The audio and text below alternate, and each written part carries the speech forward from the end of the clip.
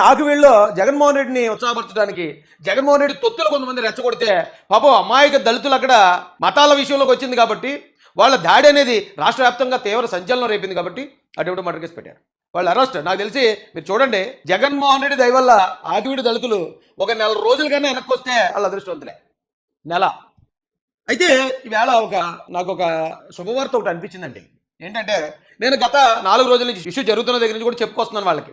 ఆకువీడు దళితులారా, మీరు ఎవడో రెచ్చగొట్టడని రెచ్చిపోకండి, రామాలయం జోలికి వెళ్ళకండి, శ్రీరాముడు జోలికి వెళ్ళకండి, అది హిందువులకు సంబంధించింది, వాళ్ళు ఏదైనా చేసుకుంటారు, వీలైతే సహకరించండి, ఇలా దూరంగా ఉండండి తప్ప ఎవడో రెచ్చగొట్టడని రెచ్చగొడితే మిమ్మల్ని బూచిగా చూపించి వైసీపీ రాష్ట్ర వ్యాప్తంగా మత ఘర్షణలు రేపడానికి ప్లాన్ చేస్తుంది. నేను మాట్లాడుతున్న ఈ మాటల వల్ల ఒకవేళ మన వాళ్ళు తెలుసుకుని ఉంటారు.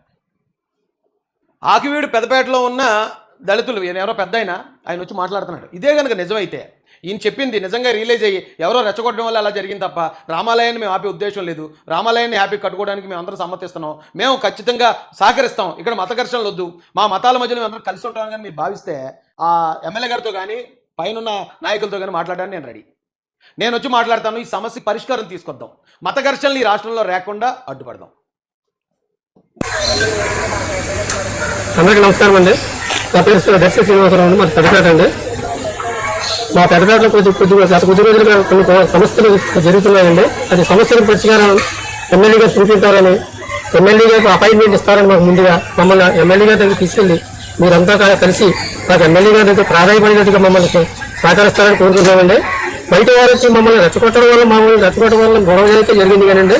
రాజేష్ కల్ల గారు, ఇస్మాయిల్ గారు, మీసాల ఆయన పేరు ఆయన కలిపింది మా సంఘస్థులందరూ కొద్దిగా రెచ్చగొట్టారండి. అందులో ఆయన చెప్పిన దాంట్లో ఆ ఇస్మాయిల్ అనేవాడు పివి సునీల్కి బంటు, పివి సునీల్కి రఘురామరాజు గారి మీద మంట. రఘురామరాజు గారి నియోజకవర్గంలో ఆయన ఎలాగన్నా ఇబ్బంది పెట్టాలి, ఇదిగో మా దళితులను రెచ్చగొట్టి ఆయన ఆపేస్తాను, ఆయన మీద దాడి చేస్తాను, నేను కొంచెం సాటిస్ఫై అవుతానని చెప్పి కేవలం పివి సునీల్ అనే వ్యక్తి స్వార్థం కోసం ఈవేళ 57 మంది జైల్లో కూర్చుని ఉన్నారు. 57 మంది కుటుంబాలను వదిలేసి జైలుకి పోయి ఉన్నారు. పివి సునీల్ వెళ్ళాడా కనీసం పలకరించడానికి? కనీసం అక్కడికి వెళ్ళి పలకరించాడా? కనీసం ఒక లాయర్ని పెట్టాడా? వీడియోలు పెట్టుకుంటున్నాడు. నేను క్రిస్టియన్ కాదు, నేను హిందూనని చెప్పుకోవడానికి ఎక్కడో ఆంజనేయ స్వామి టెంపుల్కో లేకపోతే ఆయన్ని పిలిపించుకున్న దండ వేయించుకుని చాలు వేయించుకుంటున్నాడు. అతను బ్రతుకు కోసం అతను ఆలోచించుకుంటున్నాడు. అతను బ్రతుకు కోసం అతను ఆలోచించుకుంటున్నప్పుడు అతను బ్రతుకు కోసం మీరు చచ్చిపోతారా? మీరు జైలుకి పోతారా? ఆకువీడు దళితులు అడుగుతున్నాను నేను చెప్పేది మీకోసం. ఇప్పుడు మన ఇంట్లో తమ్ముడు అన్న ఉన్నాడు, అవతల బలవంతులు ఉన్నప్పుడు వీడు తప్పు చేసి గొడవకి వెళ్తున్నాడు, ఏం చెప్తాం మనం కూడా వెళ్ళిపోతాం వెనకాల, వద్దు తప్పు నీదే ఉంది కదా ఆగిపోంటాం. ఒకవేళ తప్పు వీడిది లేకపోయినా కూడా అలా ఎక్కువ మంది ఉన్నారు నువ్వు వెళ్ళకంటాం. అటు మన సొంత తమ్ముడు కాబట్టి దెబ్బలు తినేస్తారేమో అని బాధ. అదే బాధతో నేను ఆకువీడు దళితులకు చెప్తున్నాను. అంతే తప్ప లేదు మీరు వెళ్ళని గొడవకు నేను వెనకాల నుంచి చూసుకుంటాను, మీరు దెబ్బలు తినేసి మీరు జైలుకి వెళ్ళిపోయాక మీ గురించి నేను సోషల్ మీడియాలోనో లేకపోతే బయట ప్రెస్ మీట్లు పెట్టి పెద్ద నాయకుడిని అయిపోతాను అంటలే. గొడవ ఆపడానికి చూస్తే తప్పే ఉందండి, ఆపడానికి చూస్తే తప్పు కాదు కదా, గొడవ రెచ్చగొట్టడానికి. ఎందుకంటే భీమవరంలో లేదు మేము ఆకువీడు దళితుల కోసం మీటింగ్ ఎడతాం, మేము ఏదో యూటీఎఫ్ హాల్ అనేది ఉందట, మీటింగ్ ఎడతాం మేము చేస్తామని చెప్పి వచ్చారట. ఇక్కడ ఎవరైనా మీటింగ్ పెడితే అరెస్ట్ చేస్తాం అన్నారట పోలీసులు. ఒక్కళ్ళు లేడు అక్కడ. అరెస్ట్ చేస్తామన్న మాటకి హక్కులు కాలు రాస్తున్నారు, అది ఇదని చెప్పేసి ఇంటికి పోయి సోషల్ మీడియాలో పోస్టులు పెట్టుకుంటున్నారు. కానీ పెద్దపేట దళితులు మాత్రం పోరాడేయాలి, కేసులు అయినా పోరాడేయాలి, దెబ్బలాటలు జరిగినా పోరాడేయాలి, వాళ్ళని చంపేసినా వాళ్ళు మాత్రం పోరాడేయాలి, వీళ్ళు మాత్రం దూరంగా ఉంటారు. అలాంటి రెచ్చగొట్టే వాళ్ళతో జాగ్రత్త. ఒకసారి బైరి నరేష్ అని తెలంగాణ ఆయన అయ్యప్ప స్వామి గురించి తప్పుగా మాట్లాడితే ఆయనకు నేను వీడియోలో మీరు దయచేసి ఇతర మతాలను ఇలా కించపరిచి మాట్లాడకండి, ఏమనంటే అంబేద్కర్ గారు అప్పుడు ఏదో రాశారు, లేకపోతే ఆ రాముడు రహస్యాలు లేకపోతే కృష్ణుడు రహస్యాలు అనే పుస్తకాలు చెప్తున్నారు. ఆయన ఆ కాలానికి రాశాడు, అది కాలానుగుణంగా ఆయన రాసినవి ఇప్పటికి మనం కంపేర్ చేసుకోవాలని చెప్పాను.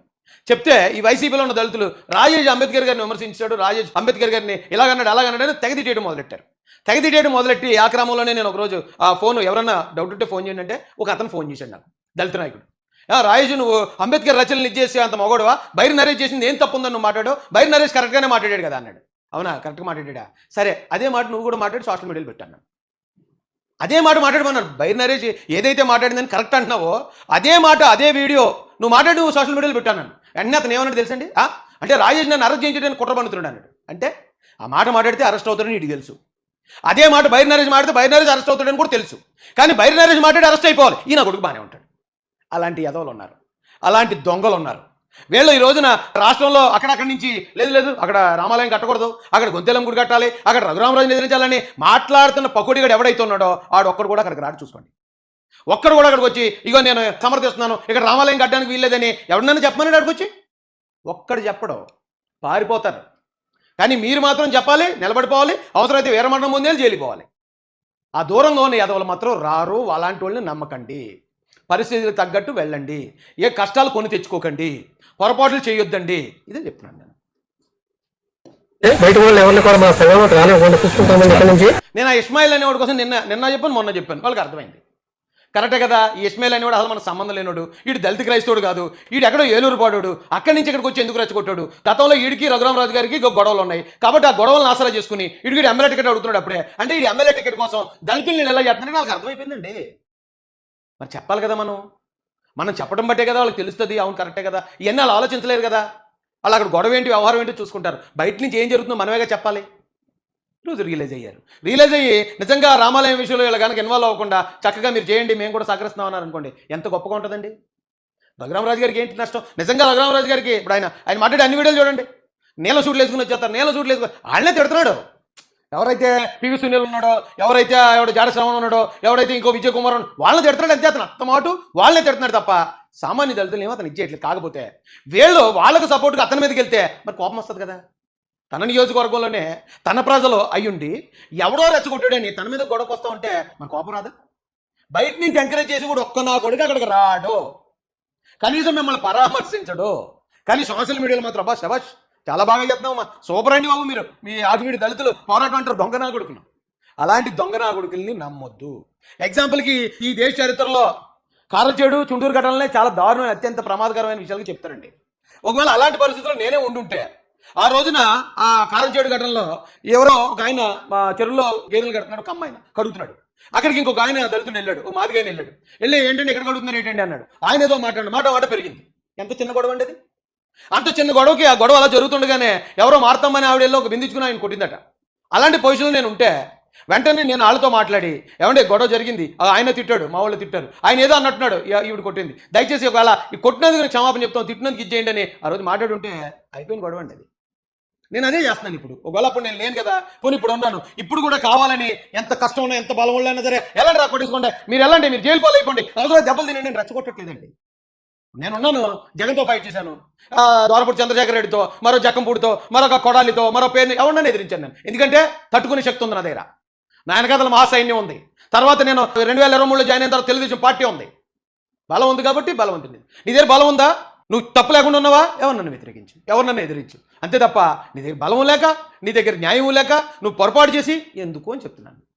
ఈవేళ బిందుతో కొట్టిన స్వార్థం గారు బాగానే ఉన్నారు, కానీ ఏం జరిగింది? చిలికి గాలి వల్ల అయిపోతాయండి గొడవలు. అక్కడ తప్పు ఖచ్చితంగా ఆ ఏరియాలో ఉన్న అగ్రకులం నుంచి వచ్చి దాడి చేసిన వాళ్ళతో 100% తప్పు. కానీ ఆ గొడవను ముందుగానే ఆపే అవకాశం ఉంది కదా అంటున్నాను. చుండూరులో కూడా ఒక సినిమా హాల్లో జరిగిన గొడవ మొదలైంది.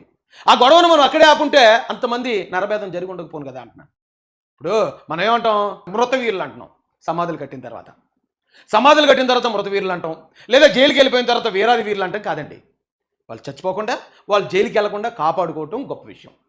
ఏదైనా గొడవ వచ్చినప్పుడు కూడా ఆ గొడవని సామరస్యంగా మనం చెప్పి మాట్లాడుకుంటే ఏం పోయింది? ఇప్పుడు కూడా చెప్తున్నాను నేను, ఈ ఆంధ్రప్రదేశ్లో కానీ తెలంగాణలో ఎక్కడైనా సరే ఏదైనా గొడవ అయిందా, పొరపాటు మీ వైపు ఉందా చెప్పండి, మీ తరపున నేను వచ్చి అవతల కన్విన్స్ చేస్తాను, రిక్వెస్ట్ చేస్తాను, మీ తరపున నేను క్షమాపణ చెప్పైనా ఆ గొడవను సాల్వ్ చేసే ప్రయత్నం చేస్తాను. లేదు మీ వైపు న్యాయం ఉంది, అవతలడు తప్పు చేశాడా, మీకు న్యాయం జరిగేదాకా నిలబడతాను, అంతే తప్ప ఎవరు పిలకుండా గొడవ ఎక్కడ జరిగింది అక్కడికి శవం దగ్గరికి రాబోదు వాలిపోయినట్టు నేను రాను. నాకు ఆ పని లేదు. ఎందుకంటే దానికి కొంతమంది అయితే కూటమిని బదనాం చేయడానికో లేకపోతే ఇంకోటి ఏదో చేయడానికో వస్తారు అలాంటి వాళ్ళు. నాకు ఆ పని లేదు.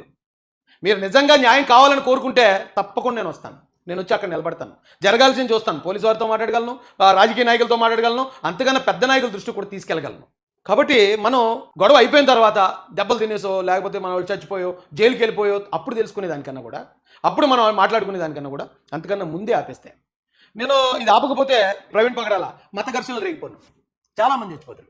నేను అప్పుడు అలా చెప్పకుండా ఉండుంటే, అలాగే అంబేద్కర్ కోనసీమ జిల్లా విషయంలో కూడా నేను వచ్చి మాట్లాడకుండా ఉండుంటే అక్కడ కూడా చాలా పెద్ద గొడవలు ఉన్నాయి. ఆకివీడి విషయంలో కూడా హిందూ క్రిస్టియన్ గొడవలు అవి జరగకుండా వీలైనంత వరకు చెప్పుకొచ్చాం, జనాలు విన్నారు, దళితులు కూడా విన్నారు, ఆగిపోయింది కదండి గొడవ. ఇప్పుడు ఇలా జరగకుండా ఉండుంటే ఏం జరుగుండేది? వైసీపీ వాళ్ళు రెచ్చగొడతారు, ఆపండి అంతే, రామాలయం ఆపి తీరాలి, మనం రామాలయాన్ని కట్టనిచ్చామంటే మీరు ఓడిపోయినట్టే వీళ్ళు రెచ్చగొడతారు, అయితే మనం ఓడిపోయినా కుదరదని చెప్పి వీళ్ళు గట్టిగా పట్టుకుంటారు. వాళ్ళు ఏం చేస్తారు? అవతల నుంచి అవతల పార్టీలోనో లేకపోతే అవతల మతంలోనో రాజకీయం చేసి వాళ్ళు అక్కడే ఉంటారు. దీన్ని ఉపయోగించి ఎలాగైనా సరే మనం రాజకీయం చేయాలి సార్, బాగా దొరికారని చెప్పి వాళ్ళ జనాన్ని అందరినీ ఏకం చేసుకుని వాళ్ళు వస్తారు. ఏం జరుగుతుందండి? అటువైపు మనిషి చనిపోయినా ఇటువైపు మనిషి చనిపోయినా మళ్ళీ తీసుకురాగలమా? ఎందుకు దాన్ని అలా పెంచుకుంటూ వెళ్ళాలి? ఎందుకు మనం అందరూ భారతీయులమే కదా, కులాల మతాలని మన పైన వేసుకున్న బట్టలు లాంటివి తప్ప మన లోపల సోల్ అంతా ఆత్మ అంతా ఇండియనే కదా. ఇండియన్ అయినప్పుడు ఓ మాట తగ్గేవా, లేకపోతే ఓ మాట బ్రతిలాడో ఓ మాట ఇంకోటి చేస్తే ఇచ్చేది తప్పేంటి? అది అతను ఎవరో ఒక అడిషనల్ ఎస్పీ స్థాయి అధికారి. నేను మొన్న అవసరమైతే బతిలాడదాం ఇతర కులాలను ఇతర పార్టీలను పోస్ట్ పెడితే బతిలాడితే హక్కులు రావు, పోరాడితేనే హక్కులు వస్తే అంబేద్కర్ ఫోటో ఇచ్చి చెప్పాడు. కానీ అతను మాత్రం చక్కగా ఉద్యోగం చేసుకుంటాడు. అతను ఎక్కడ పోరాటానికి రాడు. అతను హ్యాపీగా ఉద్యోగం చేసుకుంటే వాళ్ళ ఫ్యామిలీని చూసుకుంటూ ఉంటాడు. పోరాటం లేదు, గాడిగుడ్లేదు. కానీ మనం పోరాడాలి. మనం పోరాడి మనం వీరమరణం పొందేయండి, వాళ్ళు మాత్రం రారు.